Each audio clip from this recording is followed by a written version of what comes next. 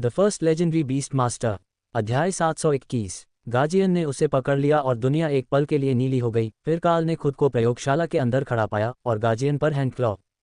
Blast door के बाहर गड़गड़ाहट और नुकसान की भावना ने उसे बताया कि क्षेत्र ढह गया था, जिससे बॉडीगार्ड कुचल गए, जिन्हें उसने तुरंत अपने पास बुलाया। सम्राट, ड्रैगन देवताओं का शुक्रिया, आप ठीक हैं? क्या सुरक्षा टीमों ने हमें घुसपैठियों से बचाया है? रुको, तुम दरवाजा खोले बिना अंदर कैसे आ गए? फिस्पार्क ने पूछा। काल ने गार्जियन के सिर पर थपथपाया और हैंड क्लॉ से ऊर्जा की नब्ज महसूस की। ये जागरूकता नहीं थी, बल्कि एक पूर्व निर्धारित सुरक्षा तंत्र की तरह थी। हैंड क्लॉ गार्जियन में निवास कर सकता था और उस शरीर में यह अपने ईथर रूप का उपयोग लक्ष्यों के बीच जाने के लिए कर सकता था, जिस तरह से उसने ओवरलॉर्ड अहमद के गोलेम के खिलाफ लड़ाई में किया था। गुप्त कौशल, क्या यहाँ सभी ठीक हैं? काल ने पूछा। गनोम मुस्कुराया। हाँ, जैसे ही अलार्म बजा, हमने पूर्ण लॉकडाउन बैरियर सक्रिय कर दिए, पोर्टल खुलने से रोक दिया और प्रयोगशाला को मजबूत कर दिया। मैं अभी भी कंपन महसूस कर सकता हूँ। तुमने वहाँ क्या किया? काल ने आह भरी। मैं एक विदेशी अधिपति के साथ लड़ाई में पड़ गया। हो सकता है कि हमने सुरंगों को ढहा दिया हो। फिस्पार्क ने काल को भ्रमित नज़र से देखा। सुरंगें? कोई सुरंग नहीं है, कम से कम पारंपरिक अर्थों में तो नहीं। पूरा क्षेत्र एक विशाल भूमिगत इमारत है और विश्वविद्यालय के पास का हिस्सा जमीनी स्तर तक पहुंचने से पहले 50 मंजिलों तक बना है। अगर यह ढह गया, अगर सिर्फ आखिरी खंड ही ढह गया, तो विश्वविद्यालय प्रयोगशाला परिसर का पूरा शोध विंग अपने आप ढह गया। राय, तुम्हारे यहाँ क्या हो रहा है? मैंने विश्वविद्यालय को तोड़ दिया, काल ने पूछा, जबकि गनोम को एक पल रुकने का इशारा किया। अभी तक महल में कोई नहीं है, लेकिन हम शहर में लड़ाई देख सकते हैं। 4 पोर्टल और बहुत सारी लड़ाई। नहीं, अब 5 पोर्टल हैं। मुझे लगता है कि उनमें से 3 हमारी टीम है। यहाँ से यह बताना मुश्किल है, इमारतें रास्ते में हैं। लेकिन मैंने उस गार्ड कैप्टन से वादा किया था कि मैं इंतज़ार करूंगा और महल की रक्षा करने में उसकी मदद करूंगा। राय ने शिकायत की। प्रयोगशाला के ऊपर की बाधाएं हिल गईं और काल ने सहज रूप से हमले का पता सतह पर लगाया। कोई व्यक्ति उनके अंदर घुसने की कोशिश कर रहा था। ऐसा लगता है कि दुश्मन अभी तक नियंत्रित नहीं हुआ है। केवल वे ही जो मुख्य प्रवेश द्वार के बाहर दालान में थे। काल ने दूसरों को याद दिलाया। ठीक है, सभी, उल्लंघन प्रोटोकॉल प्राथमिकता 1, सब कुछ नष्ट कर दो। फिस्पार्क चिल्लाया। उसके बाद फौजमास्टर ग्रेनाइट। पीछे कहीं से दर्द भरी चीखें आ रही थीं और काल ने उन्हें ड्यूक एम्ब्रोस से आते हुए पहचाना। साम्राज्य पर अपना अगला रोमांच खोजें। नहीं, तुम बेवकूफ़ हो। अगर हम इसे नष्ट कर देते हैं तो वे सभी को मार देंगे।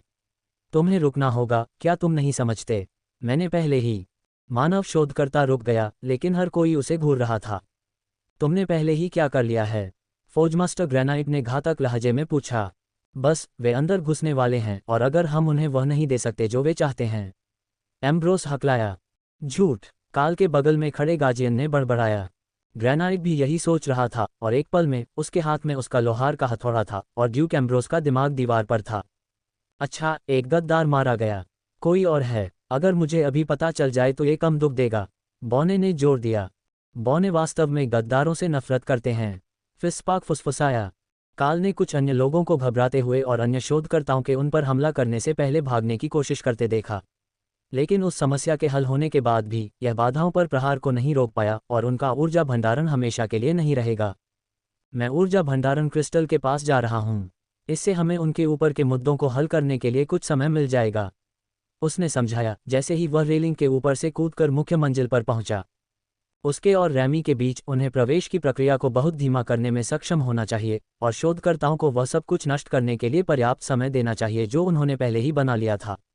लोहार पहले से ही अपने पास मौजूद हथियारों को खत्म कर रहे थे। उनके चेहरे पर सैकड़ों या हजारों घंटे के काम के नुकसान का दर्द साफ झलक रहा था। तीरंदाजी विशेषज्ञ जल्द ही उनके साथ शामिल हो गए। उन्होंने लकड़ी के हथियारों के ढेर को अप्रयुक्त फौज में फेंक दिया, जिससे सब कुछ जलकर राख हो गया। 15 मिनट तक काल ने काम करते समय बाधाओं को मजबूत करने की प्रक्रिया में ऊर्जा डाली। फिर विनाश की आवाज़ शांत हो गई और फौजमास्टर धुएं की गंध के साथ पीछे के कमरों से बाहर आया। वह गद्दार अनुसंधान और विकास प्रमुख द्वारा बनाए गए कागजी रिकॉर्ड को नष्ट करने गया होगा। ये हो गया, सब कुछ नष्ट हो गया है और मैंने फौज फायर का उपयोग करके उसके कमरे को नष्ट कर दिया, साथ ही उसमें छिपे हुए जादुई भंडारण स्थानों को भी नष्ट कर दिया। उनके लिए खोजने के लिए कुछ भी नहीं बचा है। आप अब रक्षा को कम कर सकते हैं और हम जो भी हमारे रास्ते में आएगा उसका सामना करेंगे। ब्लू ड्रैगन्स ने हमें एक आपातकालीन उपाय प्रदान किया है, जैसा कि उन्होंने कहा, मौत से भी बदतर। एक स्मृति मिटाने वाली औषधि। पकड़े जाने पर उनका अंतिम उपाय। ब्लू ड्रैगन पादरी के लिए यह मौत से भी बदतर भाग्य था। लेकिन अगर कोई उनसे जानकारी के लिए यातना देने की कोशिश करने जा रहा था तो यह अविश्वसनीय रूप से प्रभावी होगा। काल ने सिर हिलाया। मैं केवल उस दर पर मैना डाल रहा हूं जिस दर पर मैं इसे पुनर्जीवित कर सकता हूं। मैं आगे क्या हो सकता है इसके लिए पूरी क्षमता पर हूं। उन्हें थोड़ा और इंतजार करने दो। कुछ मिनटों के लिए बैरियर पर हमला रुक गया और मैना स्टोरेज ठीक होने लगा। यह ज्यादा देर तक नहीं चला और हमले जल्द ही फिर से शुरू हो गए, लेकिन बहुत कम तीव्रता के साथ। इससे पहले जो भी जादूगरों का समूह बैरियर पर हमला कर रहा था वह चला गया था या उसके सदस्य खो गए थे, और अब वे काल के बचाव को बनाए रखने के प्रयासों को विफल करने के लिए पर्याप्त नुकसान नहीं कर रहे थे। काल द्वारा दूसरों की जांच करने के दौरान भी हमला जारी रहा। अभी तक कोई मजा आया? राय की मानसिक आवाज मजेदार थी। हम लुका छिपी खेल रहे हैं। पूरे महल में अदृश्य जादूगर हैं। उन्होंने मुझे खेलने में मदद करने के लिए नियाल को यहाँ भेजा है। क्या आप जीत रहे हैं? काल ने पूछा। मुझे अभी तक नहीं पता, हमने अलग अलग विंग लिए हैं। थोर के पास नौकरानियों का एक पूरा झुंड है और उसकी और दूसरों की मदद करने के लिए स्वीट में एक गार्ड टीम है, लेकिन अभी तक उन पर हमला नहीं हुआ है। इंक्विजिटर नियाल से एक संदेश आया जिसमें काल को बताया गया विवरण पर, जहां तक वह उन्हें समझने में कामयाब रहा था। सम्राट, आज 3 अलग अलग देशों के स्पेलब्लेड हमला कर रहे हैं। कई रैंकिंग एलीट के सिर पर इनाम रखा गया है, साथ ही राजा पर भी। मुझे कहना होगा, अगर हम दोस्त नहीं होते तो आपके सिर पर रखी गई राशि मुझे भी इनाम लेने और रिटायर होने के लिए लुभाने के लिए पर्याप्त है। अधिपति नियाल ने सिस्टम संदेश में मजाक किया। ओह, यह अच्छा है। लेकिन अधिपति ने काल के व्यंग्य का गंभीर तरीके से जवाब दिया। जिसने भी इनाम जारी किया है वह सूची के पूरा होने पर उत्तरी देशों के निरंतर अस्तित्व को आकस्मिक बना रहा है, लेकिन अधिक व्यक्तिगत रूप से उन्होंने आपकी मृत्यु के लिए 100 मिलियन क्रेडिट और 400 एकड़ उपजाऊ नदी तल खेत के बराबर की पेशकश की है। काल ने रहस्योद्घाटन पर आह भरी। मुझे नहीं लगता कि आप जानते हैं कि अभी सुविधा पर कौन हमला कर रहा है ना? मैंने कुछ काले वस्त्र पहने स्पेलब्लेड को बाहर निकाला जो पहले से ही अंदर घुसने की कोशिश कर रहे थे। हालांकि अब इमारत ढह गई है और कोई ऊपर से बाधाओं पर हमला कर रहा है। Closing curly bracket. कम से कम अगर वे उस पर इनाम का दावा करने जा रहे थे तो उन्हें अपने बॉस को दिखाने के लिए एक बरकरार शरीर रखना होगा। काल लगभग पूरी तरह से निश्चित था कि यह कैसे काम करता है, या कम से कम उसका सिर। लेकिन क्या वह सिर्फ एक सिर से पुनर्जीवित हो सकता है? शून्य शरीर ने यह निर्दिष्ट नहीं किया कि आप कितने उड़ाए जा सकते हैं इससे पहले कि आप फिर से पुनर्जीवित न हो सकें। अब आपके ऊपर वाले लिनिया के स्पेलब्लेड होंगे जिनके साथ ओवरलॉर्ड रैंक वाले विदेशियों का एक समूह होगा। ओवरलॉर्ड ओथेलो के अधीन टीम उनसे निपट रही है। संयोग से उसका नाम सूची में है। अहमद और तबीथा भी हैं। अगर वे उन नामों को सूची में डालने के लिए तैयार थे तो आक्रमणकारियों के पास बहुत आत्मविश्वास था। कुछ मिनटों तक अवरोध को होने वाला नुकसान बहुत कम था और काल को आश्चर्य हुआ कि क्या ओथेलो और उसकी टीम उसके ऊपर की लड़ाई जीत रही है। फिर एक शक्तिशाली भाला अवरोध को चीरता हुआ उसके सामने प्रयोगशाला के फर्श पर जा गिरा। हल्के नीले रंग के वस्त्र पहने 3 अधिपति छत के छेद से नीचे उतरे, काल को घूरते हुए मुस्कुरा रहे थे। आह, हमने तुम्हें ढूंढ लिया छोटे चूहे अपने छेद में छिपे हुए। ये सोचना कि यह हमारी टीम होगी जो बीस्ट मास्टर पर इनाम प्राप्त करेगी। दूर बाईं ओर जादूगर, एक बुजुर्ग व्यक्ति जिसके गंजे सिर पर जिगर के धब्बे थे, एक भयावह फुसफुसाहट में हंसा। काल मुस्कुराया और अपने औजार पर अब्लिटरेट की 5 परतें लगाईं, जिससे अधिपति और भी जोर से हंसा। लेकिन जब काल ने कैरा द्वारा साझा किए गए अधिपति रैंक वाले कौशल नलफाई में परतों में रखे 5 ढेर मंत्रों को फायर किया तो जादूगर की बाधाएं कांच की तरह बिखर गईं और उसका शरीर बस गायब हो गया। काल ने अन्य 2 की ओर रुख किया। ऐसा लगता है कि आपने कुछ बुनियादी तौर पर गलत समझा है। काल ने शुरू किया। हम यहाँ उनके साथ नहीं फंसे हैं, वे हमारे साथ फंसे हैं। मैंने इसे एक फिल्म में सुना है। रेमी ने मन ही मन खुशी मनाई। स्पेलब्लेड ने उस जगह को देखा जहां उनका सहयोगी आधे सेकंड के लिए था, फिर होश में आया। तुम कभी भी इतने लंबे समय तक जीवित नहीं रहोगे कि इनाम देख सको। काल ने अपनी बात समाप्त की जबकि रेमी ने उसे क्लिच के साथ न जाने के लिए चुपचाप चिढ़ाया। 2 अधिपतियों ने उसके लिए हमला किया, लेकिन बॉडीगार्ड्स ने खुद को बीच में फेंक दिया, अपने सर्पिन शरीर से उसे पकड़ लिया और काल को अपने मंत्रों को रिचार्ज करने के लिए समय खरीदने के लिए खुद को बलिदान कर दिया। काल ने डिसइंटीग्रेट का एक और ढेर नुलिफाई में लिपटा हुआ भेजा और 2 अधिपतियों में से छोटा राख के एक झोंके में गायब हो गया, साथ ही बॉडीगार्ड ने उसे लपेटा। अधिपति की मृत्यु ठीक उसी क्षण हुई जब बैंगनी जादू की एक चमक ने काल की आंखों को अंधा कर दिया और वह कराह उठा जब एक ब्लेड उसके पेट में घुस गया। नंगे स्टील ने बाधाओं को तोड़कर अपने जादुई जादू को छीन लिया। तुम कह रहे थे, अंतिम अधिपति ने पूछा। उसकी तलवार काल के शरीर में पूरी तरह धंसी हुई थी, जबकि वह दूसरा मंत्र तैयार कर रहा था। काल ने जादूगर की खोपड़ी के किनारों को पकड़ लिया, नुलिफाइट से उसके अवरोध को तोड़ दिया, फिर शारीरिक रूप से उस आदमी के सिर को उसके शरीर से अलग कर दिया। काल जमीन पर गिर गया और रैमी ने उसे हीलिंग स्प्लैश में डुबोने के लिए अपना स्थान छोड़ दिया, जबकि उसके दोनों हीलिंग टोटेम सक्रिय हो गए। ओह, यह अच्छा नहीं है। इसने तुम्हारे अंदरूनी हिस्सों को नष्ट कर दिया। क्या तुम्हें यकीन है कि कैरा हीलिंग तुम्हारे मरने से पहले इसे ठीक कर सकती है? उसने पूछा। काल में मानसिक प्रतिक्रिया करने की भी ऊर्जा नहीं थी, लेकिन जब वह पुनर्जीवित हुआ तो उसका शरीर काले धुएं से घिरा हुआ था।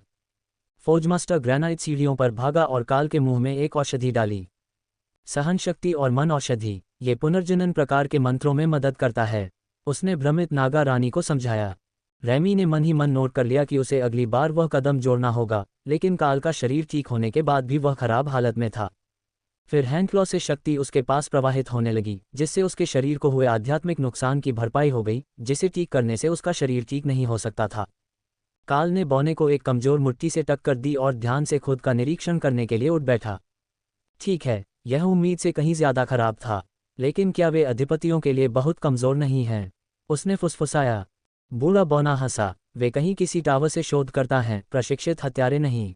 उन्होंने शायद अपने जीवन में कभी हत्या करने के इरादे से जादू नहीं किया होगा। इस एक के गले में जो ताबीज था उसे देखो, यह एक अनुवाद ताबीज है, वह प्रकार जिसका उपयोग ब्लू ड्रैगन पादरी उन पुस्तकों की मदद के लिए करते हैं जिन्हें वे पढ़ नहीं सकते। उनके ऊपर काल ने एक जाना पहचाना चेहरा देखा।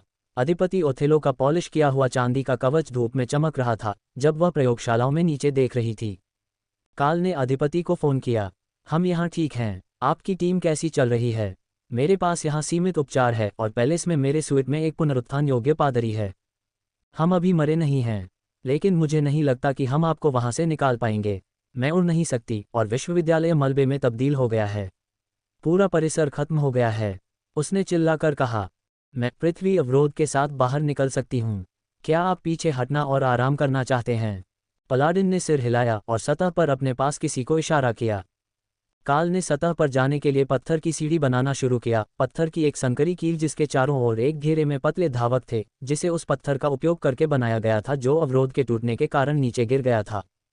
साम्राज्य पर अपनी गाथा जारी रखें। ओथेलो 4 सम्राटों के साथ सीढ़ियों से नीचे उतरे, फिर बर्बाद हो चुके साफ कमरे की कुर्सियों पर बैठ गए। क्या गड़बड़ है? शहर में सैकड़ों हमलावर हैं, उनमें से आधे अदृश्य हैं और वे अपने साथ अधिपतियों को लेकर आए हैं। तुम कितना जानते हो? ओथेलो ने पूछा। अधिपति नियाल ने मुझे पूरी जानकारी दी। तुम्हें क्या चाहिए? मेरे पास सुरक्षा के लिए शोधकर्ताओं का एक पूरा समूह है। हालांकि ऐसा लगता है कि वे प्राथमिक लक्ष्य नहीं हैं और हमने यहाँ सभी शोध सामग्री को पहले ही नष्ट कर दिया है। ओथेलो ने चौंककर आंखें झपकाईं। तुमने क्या किया? मानक अभ्यास, दुश्मन के लिए चोरी करने के लिए कुछ भी नहीं, काल ने कंधे उचकाते हुए उत्तर दिया। ठीक है, तुम्हें नहीं पता था कि वे इसके लिए यहाँ नहीं थे, या शायद वे हैं। वे तुम्हारे पीछे हैं और हम निश्चित रूप से नहीं कह सकते कि उन्हें कुछ लक्ष्यों को जीवित पकड़ने का आदेश नहीं है। इंक्विजिशन ने एक जासूस से दोस्ताना बातचीत की और यहीं से हमें थोड़ी बहुत जानकारी और लक्ष्य के नाम मिले। ओथेलो के साथ जादूगर ने छत को एक अवरोध से सील कर दिया और काल ने एक स्टोन बैरियर मंत्र से इसे पूरी तरह से बंद कर दिया, जिससे वे सभी वापस अंदर बंद हो गए।